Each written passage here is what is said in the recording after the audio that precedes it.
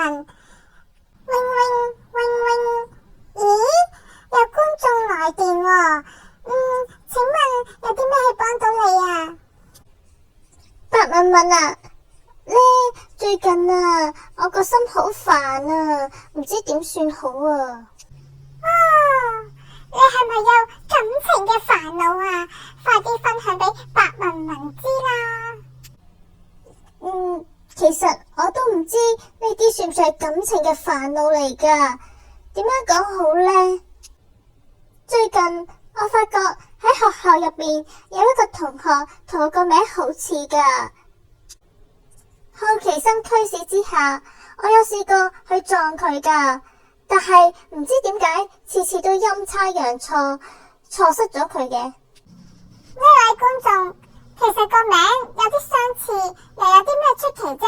喺動物世界，呢啲係好常見嘅事嚟噶啦。究竟佢有啲咩咁吸引你啊？唔係噶，我個名好特別噶，我個名叫做淆底馬，而呢位同學個名叫做淆底獸。你話我哋係咪真係好有緣分啊？吓，淆底馬，點解你識到女朋友仔都唔同大姐大大講噶？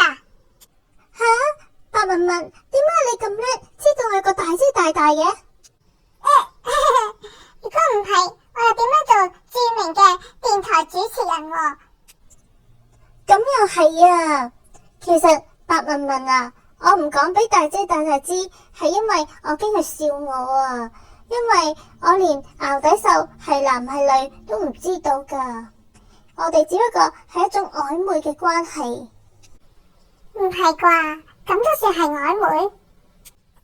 曾沒有學講早便是，從來未熱戀已相戀，陪着你天天在兜圈，那纏繞怎麼可算短？你的衣裳今天我在穿，未留住你卻仍然溫暖。徘徊在似乎又甜之間，望不穿這曖昧的眼，愛或情借來填一晚，終須都歸還，無謂多貪。猶豫在此即若離之間，望不穿這曖昧的眼，似是龍卻仍然很淡，天早灰藍，想告別偏未晚。其實呢位觀眾我識得淆底獸噶，我介紹佢同你出嚟見面好唔好啊？哇，阿學，乜你交友咁廣闊嘅？